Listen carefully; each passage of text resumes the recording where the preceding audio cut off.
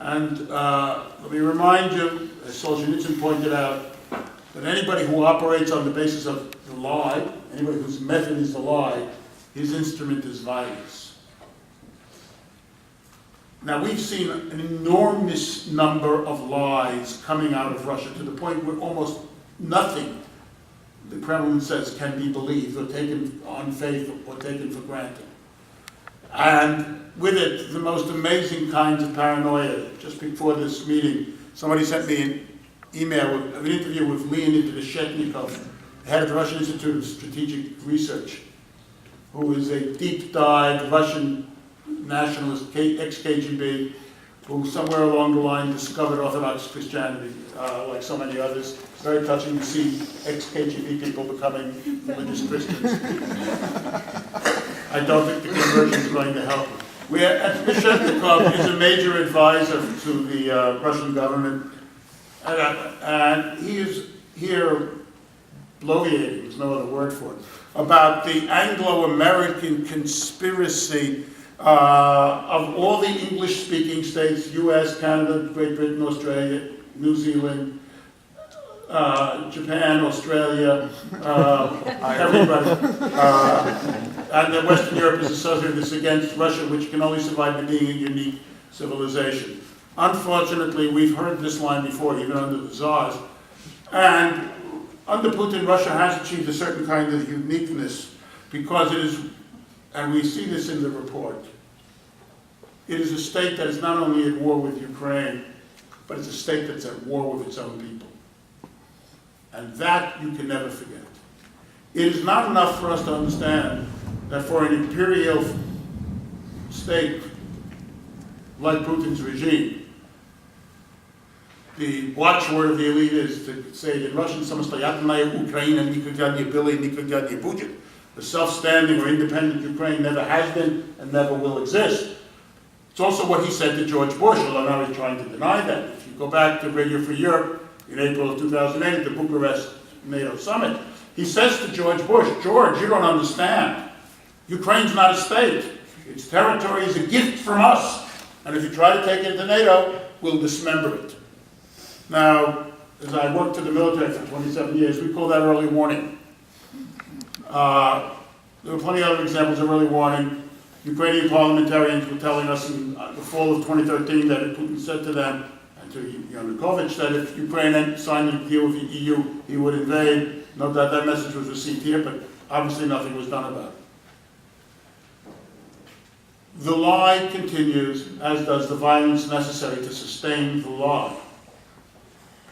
And what we have to understand is that the lie is necessary, and the lie didn't begin with Ukraine. It begins already with Putin coming to power in 1999 and 2000, as does the violence against the Russian people.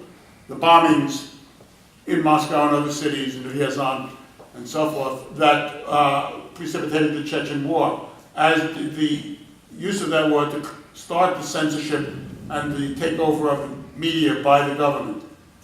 The center of gravity, to use a term that Clausewitz originates, which is the source of power of one of the warring parties, is, in this case, the legitimacy of the government or its popularity among the Russian people. And the audience for these lies is therefore, or the target is first and foremost the Russian people, and therefore the wall of fear that Ilya talked about must be erected in order to prevent things like this from coming out, and letting people know that they are Russian troops in Ukraine and that they are there on a mission basically that has nothing to do with Russia's true interests, but everything to do with Putin. This state of war against Russia can only be consummated and victorious for Putin if it leads to the imperial revision of the status quo of 1989-91 in Europe, and Putin's ability to crown himself as the newest gatherer of Russian land and pose as now as a Roman Caesar, as a hockey player, as a hunter, and God knows what else, as well as the emperor of all the Russias, which will probably come next. But this is no laughing matter. The people of Russia are subjected every day to intense information warfare and to physical warfare. The return of the Gulag, the return of psychiatric prisons, the newest legislation clamping down on NGOs, on free speech, on media, and so on. And we see the consequences of the state being forced to enter into a protracted economic crisis and war from which it cannot really win, and which can only, I think, end in the ultimate destruction of the Putin system, if not Putin's regime itself. We here need to understand what's at stake. This is, to me, the greatest threat to international order today, because it is the most naked case of aggression since Saddam Hussein invaded Kuwait in 1990, and the response has been much weaker, as we all know. Furthermore, the violence that is being perpetrated against Ukraine is a result of the violence that has been and will be perpetrated against Russians who dare to speak out. Therefore, as I said, the center of gravity for Putin is his domestic audience. But it is also essential that the lie be broadcast all over town, here in London, in Ottawa, Paris, Berlin, etc., as it is. Even for that matter in South America, where you find Russian propaganda orders, in order that nobody be able to tell the truth or want to be bothered to try to excavate the truth from under the wall of lies that is being thrown up.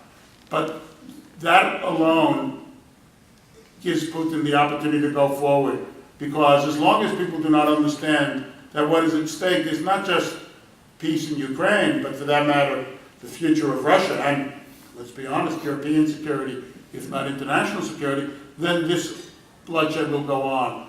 And what this report makes clear is that the price that Russia is being asked to pay is a price that is ultimately insupportable to the continuation of Russian society and the Russian state as a civilized state. We see daily ever more efforts by Putin to impose what can only be considered a fascist